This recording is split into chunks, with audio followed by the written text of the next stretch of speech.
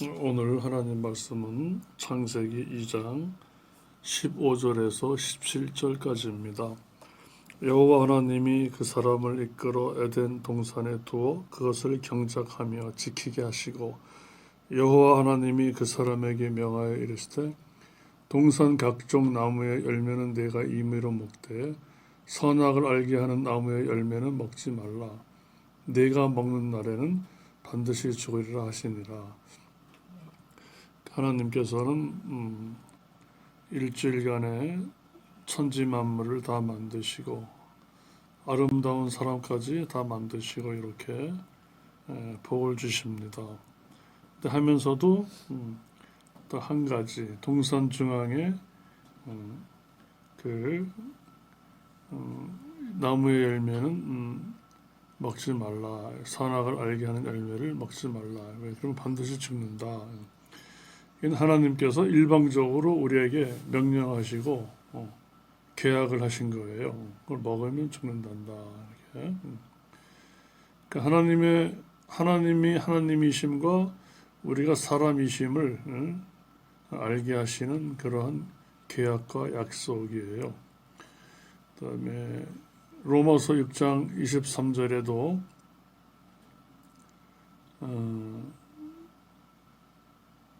하나님의 은사는 그리스도 예수 안에 있는 영생이다 이렇게 얘기를 합니다. 또한 죄의 삭은 사망입니다 이렇게 얘기합니다. 이게 우리는 지금 하나님 앞에서 죄라고 하는 것을 좀 이렇게 가볍게 여기는 그런 경향이 있어요. 근데 사실 전혀 그렇지 않거든요. 이 성경 전체는 온전히 죄 사함을 받으라. 예수님으로 말미암아 죄 사함을 받고 자유를 얻어 평강을 소유하여 하나님의 자녀가 되어 이 땅에서든 별빛처럼 빛나는 천국에서든 하나님의 사랑을 듬뿍 받고 하나님께 영광을 돌리는 삶이 우리의 본분이다. 이것을 가르치십니다.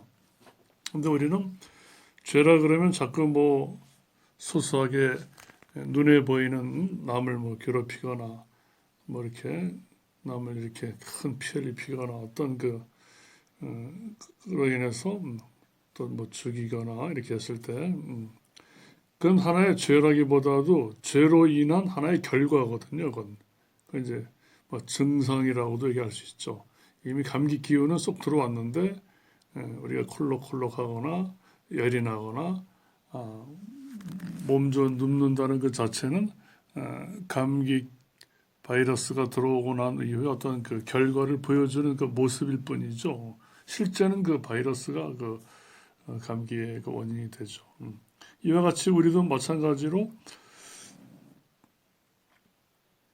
하나님 앞에서 우리가 범죄한 우리 뿌리 속 깊은 몸과 마음에 깊이 배어 있는 이것이 얼마나 하나님께 반역적인 모습을 취하고 또 쉽게 얘기해서 이렇게 먹는 날은 죽으리라 했는데 결국은 이제 먹지 않았습니까? 그러니까 하나님의 명령을 소홀히 여기는 우리의 태도, 또 하나님께 순종하지 아니하고자 하는 나의 고집, 또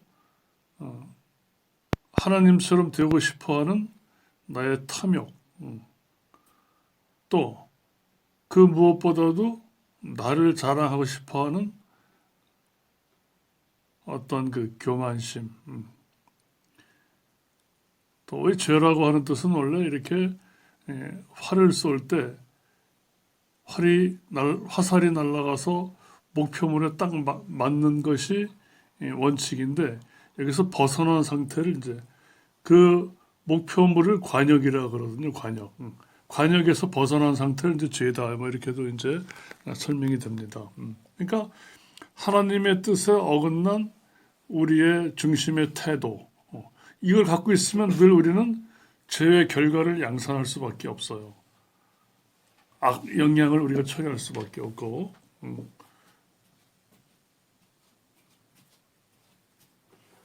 그래서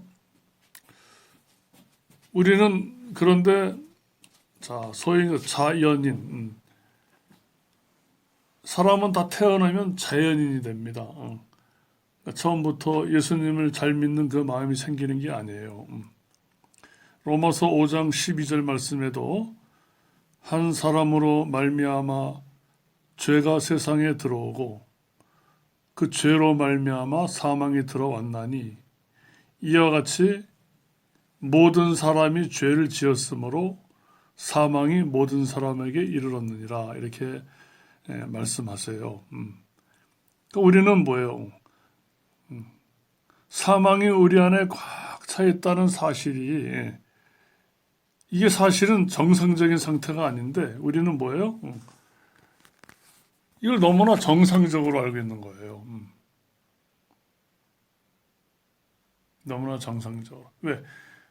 이 죄로 인해서 우리가 죽는다는 사실, 죄로 인하여 우리의 인생이 파탄난다는 이 현실, 죄로 인하여 우리의 생각이 늘 죄를 좋아한다고 하는 그 사실조차도 모르고 있는 거예요, 세상은.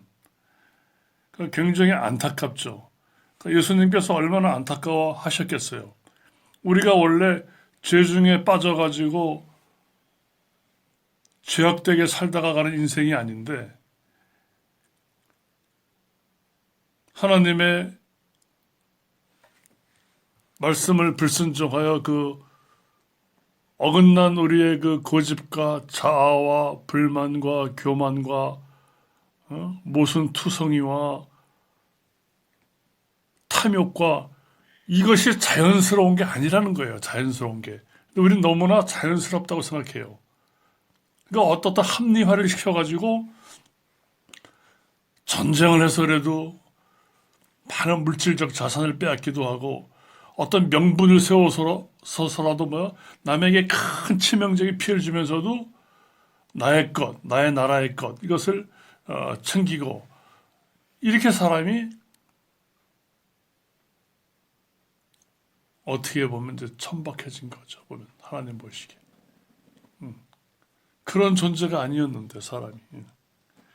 그래서 성경은 계속 얘기하는 거예요. 하나님을 떠난 너희들은 근본적으로 불행할 수밖에 없다. 하나님을 명령을 저버리고서는 너희는 행복할 수가 없다. 이걸 얘기하는 거예요. 근데 우리는 사람들은 끊임없이 하나님이 안 계셔도 지식과 과학과 문명과 이것이 발달하면 서로를 사랑하고 존중하고 인간이 가장 만족할 수 있는 그런 세상이 온다라는 착각을 하고 살아온 게 인류의 역사예요. 수많은 수천만의 수백만의 인명이 살상되고 고통 속에 많은 자들이 이제 죽어갔죠. 그걸 뻔히 보면서도 지금도 또 꿈꿔요. 지금도 뭐가 인간의 마음이 새로워지면 될 것이라고. 성경은 안 된다는 거예요. 성경은 안 된다는 거예요. 성경은 의인이 없나니 하나도 없다는 거예요. 주님 보시기에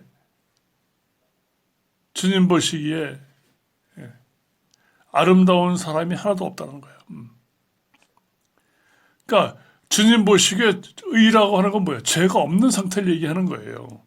우리 전부 다 죄의 물을 먹었기 때문에 이 상태에서 아무리 우리가 머리를 쥐어짜고 도덕을 얘기하고 수많은 사상가와 윤리 도덕가가 왔다 갔다 하더라도 성경은 그렇지가 않다라는 거예요. 안 된다는 거예요. 성경은. 그러니까 이것이 확연히 확 나아지는 사람은 예수님만 의지할 수밖에 없어요. 예수님만.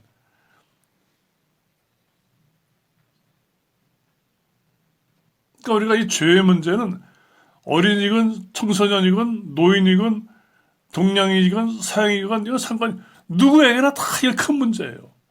누구에게나. 우리는 조만간에 이 세상을 떠나면 누군가 우리를 메어다가 흙 속에다가 담그든가 화장터에 넣습니다. 흙 속에 묻힌 자들은 골짜기 흙덩이를 달콤하게 여기며 그냥 안식을 누릴 수도 있어요. 믿지 아니하는 자들 그렇게 생각하니까. 근데 이미 많은 사람들이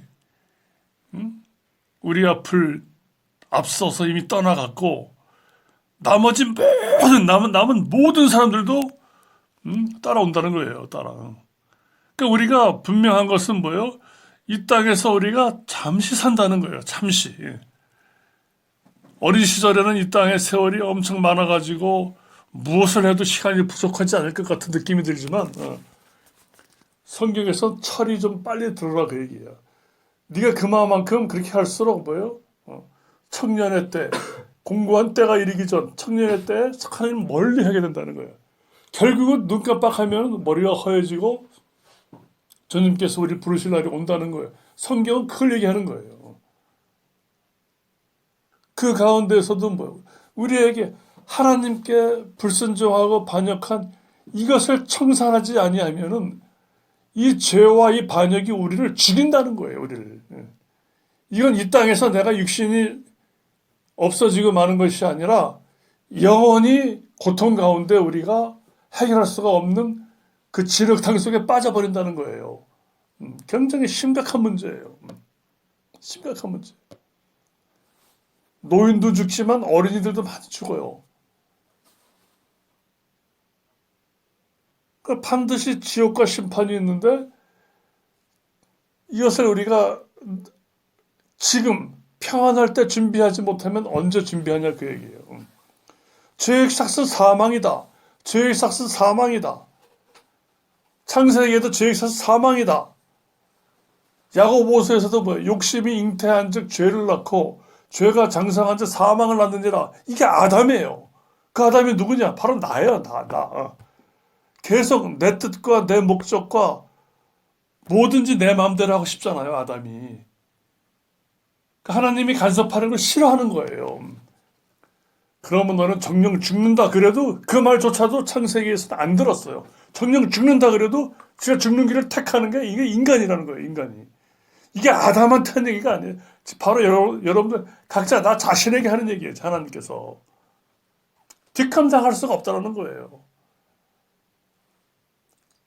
하나님께 대한 그 불순종, 반역, 고집, 내 뜻, 내 멋대로 살려고 하는데 욕심, 탐욕, 이것이 바로 죄라고 하는 거예요.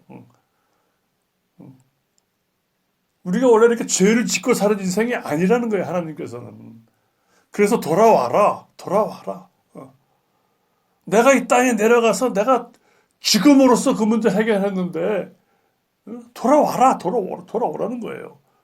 정말 지혜가 있고 심령이 가난한 자들은 돌아갑니다. 한번 돌아가는 척하는 게 아니라 제대로 돌아갑니다. 우리는 전도할 때 이런 얘기를 많이 들어요. 하나님은 여러분을 사랑하십니다. 이 말은 정말 맞아요. 하나님은 정말 우리를 사랑하셔요. 너무너무 사랑하셔요. 다들 뭐야? 사랑이 없어서 다들 헤매고 있어요. 누가 날 사랑해 주지 않나?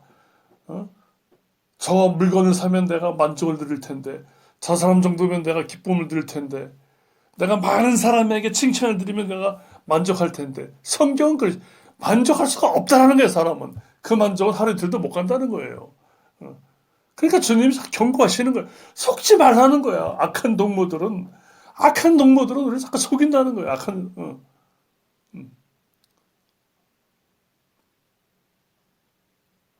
그러니까 이 죄의 문제를 해결하시기 위해서 예수님이 이 땅에 오셔가지고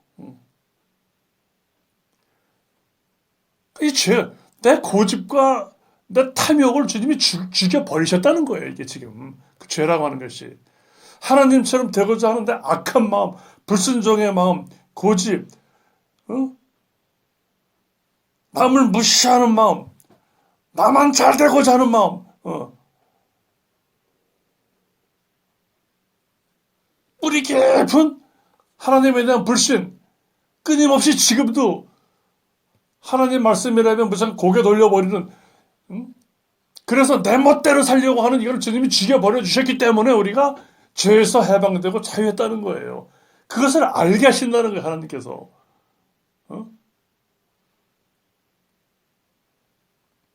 이걸 알지 못하고 그냥 하나님 예수님이 나를 돌아가셨으면 이걸 외운다고 죄가 죽는 게 아니에요. 3일 만에 부활 이렇게 말하고 고백한다고 내 죄 사함 받는 게 아니라는 거예요.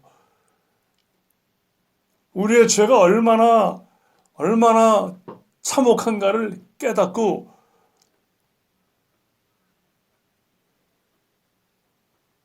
나의 무능함과 무식함과 날마다 생각하는 바와 말하는 바와 행하는 바가 예수님이 아니면 그저 그냥 죄 짓는 쪽으로 가는 내 모습을 내가 탄식하고 슬퍼해야만이 내가 죽기를 원합니다.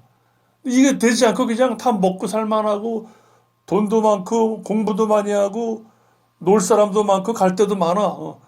제가 죄인인 건 그렇게 할 일이 없어요. 너무 좋은데? 그게 바로 불행이라는 거예요, 성경에서는. 그게. 하나님의 아들이시라도 받으신 고난을 통하여 순종함을 배우셨다고 그러셨는데, 우리 전부, 내 뜻대로만 되길 원한다, 이게. 그게 바로 죄라는 거예요. 내 뜻대로만 되길 바라는 게. 내 욕심, 내 탐욕, 내 고집, 내 완강한 뿌리가 없어지고 뽑혀야만이 하나님께서 내게 오셔서 말씀하시고 성령이 내주하시고 날 인도하시는 것이지 내 걸로 가득 찬 상태에서 주님이 어떻게 오십니까? 여러분들. 하나님의 사랑과 하나님의 공로를 그렇게 소홀히 여기시면 우리가 안 되는 겁니다. 수고하고 무거운 짐진 자들아 다 내게로 오라. 그러니까 내가 정말 수고하고 너무 이 짐이 너무너무 무거워서 나는 더 이상 나 이건 할 수가 없어. 한 자들은 가요. 그러면 나는 마음이 온유하고 왜?